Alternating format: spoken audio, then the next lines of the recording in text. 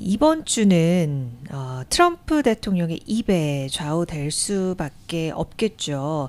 이 4월 2일 주요 교역국 상대로 상호 관세를 부과한다라는 것을 이제 공언하고 있는데, 지난주 요 상호 관세의 유연성을 강조하면서 여지를 뒀지만 강행 의지는 확실히 우리 모두가 알고 있는 상태고, 시일이 약 지금 일주일 전 앞이니까 윤곽이 어느 정도 드러났겠죠. 트럼프 대통령이 이 윤곽을 토대로 이번 주 어떤 발언들을 할지, 이것이 시장에 어떤 영향을 미칠지를 살피면서 접근하셔야겠습니다. 네, 남사면님, 오늘 저희 주속비와 처음 함께 해주시는 것 같은데, 지금 아마 하나에어로스페이스 유증 때문에 그러시는 거겠죠. 이것 때문에 지금 불만을 가지신, 굉장히 분노하고 계신 투자자분들도 참 많으신 것 같은데, 그러니까요. 지금 이렇게 관세 불확실성 때문에 우리 시장 또다시 한번 좀 억눌려 있는 상태에서 이렇게 국내 증시를 좀 짓누르는 이슈가 나온다면 우리 투자자 입장에서는 당연히 반가울 수가 없는 이슈이기 때문에 이렇게 화 나신 게 이해가 됩니다. 저희 공감이 되고요. 저희 우선은 그래도 계속 시장을 바라볼 수밖에 없는 입장이니 저와 이렇게 M7 이슈 통해서 좀 정리 같이 해보시면서 마음을 한 단계 좀 차분히 가져보시면 어떨까 생각이 듭니다. 일단 함께 해주셔서 감사하고, 피디님 이 얘기 안 잘라도 됩니다. 네, 이어서 또 말씀드리도록 할게요.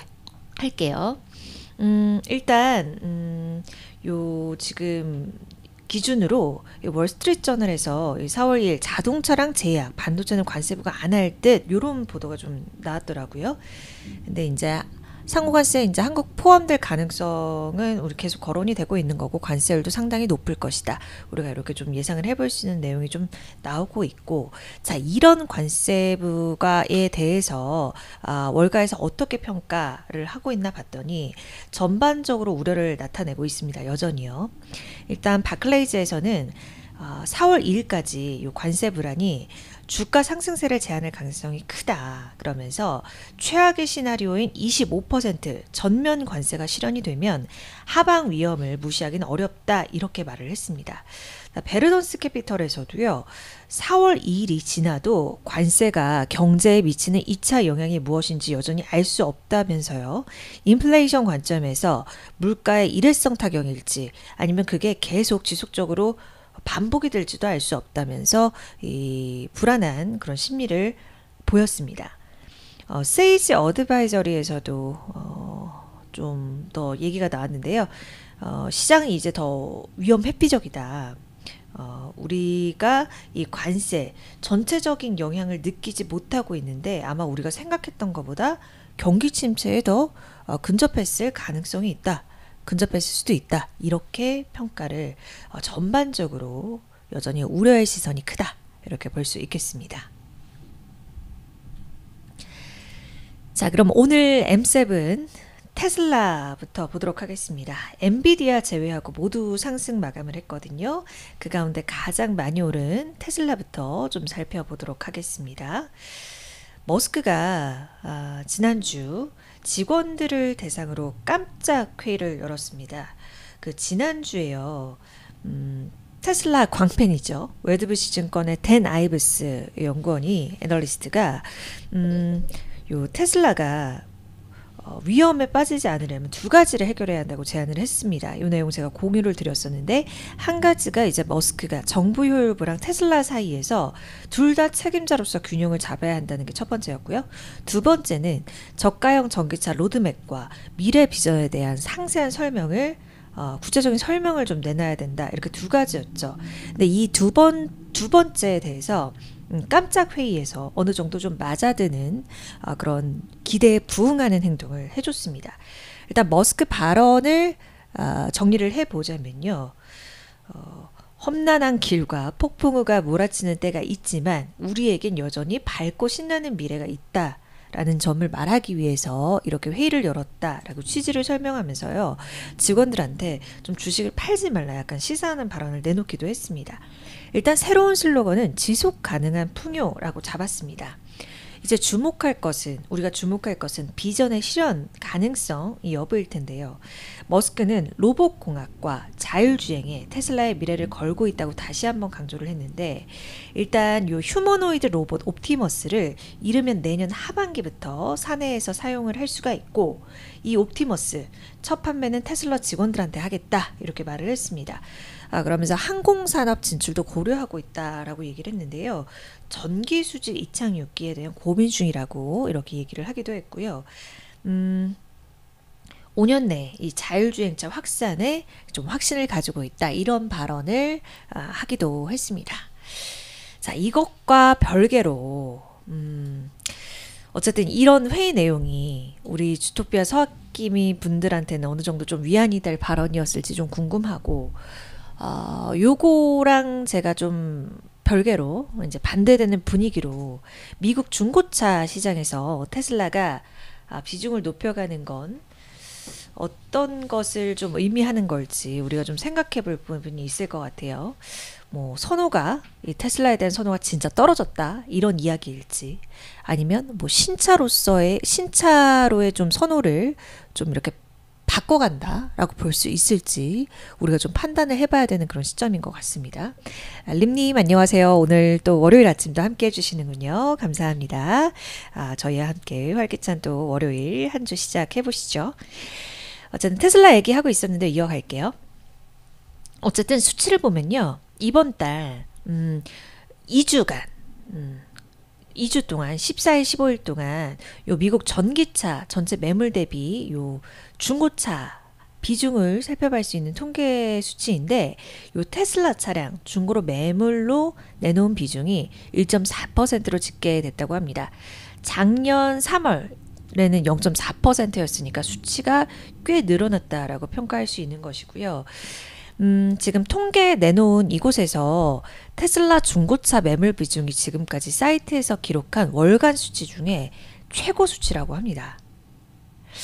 여기에 테슬라 구매를 고려한다는 소비자 응답 비율도 좀 낮아지는 추세는 아쉬운 부분입니다. 이게 왜냐하면 저번 달에 1.8%였는데 작년 11월만 해도 3.3%였거든요. 그러니까 반절 정도 줄은 것이고, 요게 이제 저번 달 1.8% 수치로 봤을 때 2022년 10월 이후로 이게 가장 낮은 수치이니까 브랜드의 선호가 정말 이렇게 중고차 매물 비중 높아지는 거로 봤을 때도 알 수 있는 것인가, 이렇게 좀 우리가 볼 수 있는 수치였던 것 같고, 또 유럽 쪽 소식도 있습니다. 아주 강한 노조를 자랑하는 독일 테슬라 공장, 독일 쪽 이 테슬라 공장에서 좀 다 잡음이 이어지고 있는데요. 이 테슬라 독일 공장 직원들이 너무너무 바쁘다, 화장실 갈 시간도 없다 이러면서 인력 충원해달라, 뭐 이러한 여러 가지 좀 노동 조건을 개선해달라고 회사 측에 요구를 했다고 해요. 지금 요 강력한 요 산별 노조 11,000명 정도인데, 여기서 3,000명 정도가 서명에 참여를 죄송합니다. 정정해 드릴게요. 이 테슬라 독일 공장에 지금 근무하고 있는 직원이 11,000명이고요. 여기서 이제 3,000명 정도가 서명에 참여를 한 것이고요. 지금 계속 갈등이 지속이 되고 있는 게, 테슬라가 그때 병간했던 직원 집에 찾아가서 확인하는 그런 경우도 있었고, 그러니까 테슬라는 무노조경 반침을 좀 고수를 하고 있기 때문에 이 독일 이 산별노조랑 교섭을 거부하면서 노동계랑 갈등이 계속 이어지고 있는 상황이거든요. 그 일환이라고 좀 보시면 될 것 같고, 그렇지만 이렇게 이번 소식에도 불구하고 테슬라는 요 독일식 노동문화 문제 제기를 좀 계속하겠다, 이런 입장을 고수하고 있는 그런 상황입니다. 일단 전장 대비해서는 테슬라가 5%대 반등을 성공하면서 마무리를 했거든요. 그런데 이제 주간 기준 마이너스 기록은 좀 이어지면서 9주 연속 하락세를 이어갔는데, 이게 테슬라 상장 이후에 최장기 하락세를 기록하면서 아쉬운 모습을 남겼습니다. 네, KS님 오늘 함께 해주고 계시네요. 반갑습니다. 자, 그럼 이어서 애플 보도록 하겠습니다. 애플이 그 우리나라 뭐 그 서울 YMCA 시민단체에서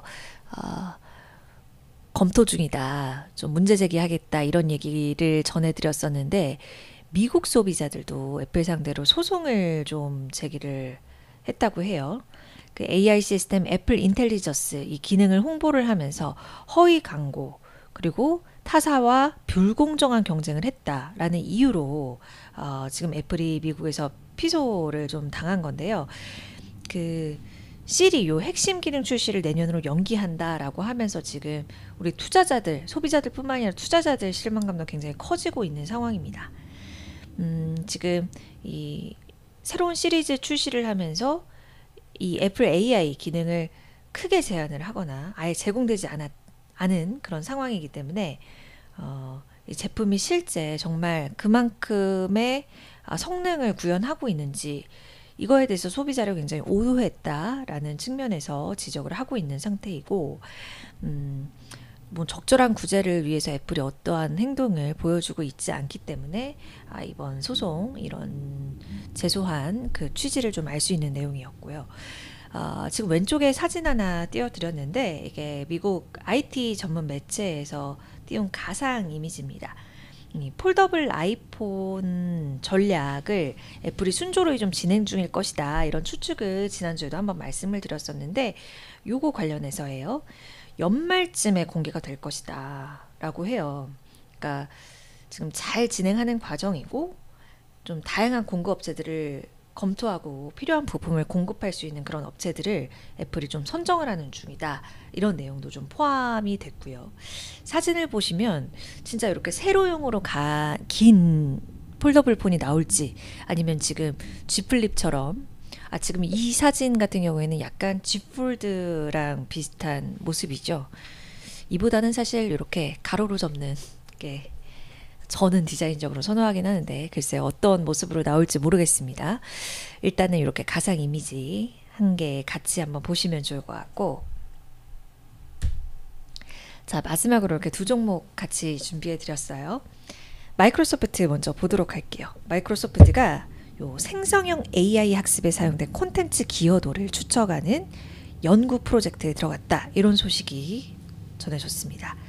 이게 어떤 거냐면 지금 생성형 AI가 이걸 학습을 하는 과정에서 기존 창작물을 좀 무단으로 학습을 하면 저작권의 문제가 될 수도 있잖아요. 실제로 이런 문제 제기가 있어서 마이크로소프트가 주요 언론사 그리고 뭐 뉴욕타임즈 같은 언론사 그리고 개발자들한테 저작권 침해 소송 위기에 좀 직면해 있는 상태입니다. 그래서 이번에 들어가는 연구가 어떤 내용이냐면 이 AI 생성물에 영향을 미친 뭐 사진이나 책 이걸 역으로 다시 추적을 해서 그 기여도를 평가를 하는 게 그 핵심이라고 보시면 됩니다. 그러니까 이걸 필두로 해서 요 학습한 데이터를 제공한 사람들한테 보상을 지급하는 그런 시스템을 구축하는 것도 고려 중인 것으로 좀 알려져 있습니다. 마이크로소프트는 일단 이번 이 연구 착수 내용에 대해서는 공식적인 입장을 아직까지는 내놓지는 않은 상태이고요. 자, 메타 마지막으로 좀 살펴보도록 할게요. 지금 메타랑 오픈 AI도 이 인도의 릴라이언스 인더스트리랑 협력을 좀 논의 중이라고 합니다. 인도 대기업인데요. 요 릴라이언스 인더스트리는 석유화학도 하고 통신, 유통, 친환경 에너지 사업을 운영하고 있는 인도 최고 대기업입니다. 자회사 중에 릴라이언스 지오라고 있는데 여기서는 통신을 좀 주력으로 하고 있다고 하는데요. 그래서 관련해서 어떤 것을 좀 준비 중이냐. 오픈 AI가 요 자회사랑 인도 자회사랑 챗GPT를 좀 배포하는 방안을 논의를 하고 구독료도 일부 낮추는 그런 방안도 검토 중이라고 하고요. 또 이 오픈 AI 모델을 이 릴라이언스가 자신들의 기업 고객한테 판매를 하고 또 오픈 AI의 AI 시스템을 인도에서 운영을 해서 현지 고객 데이터를 인도 내에서 좀 보관하는 방안도 검토 중이라고 합니다.